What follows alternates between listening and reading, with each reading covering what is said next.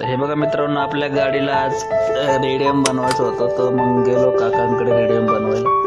तर त्यांनी मग कम्प्युटरवर सांगितलं, मी त्यांना काय बनवायचं. त्यांनी कम्प्युटरवर तयार केलं. कम्प्युटरवर शिवाय चक्रस्वामीचं लोगो आणि अंतहस्ती प्रारंभ. तर मशीनवर प्रिंट द्यायला दिलं त्यांनी. तर मग आता ते प्रिंट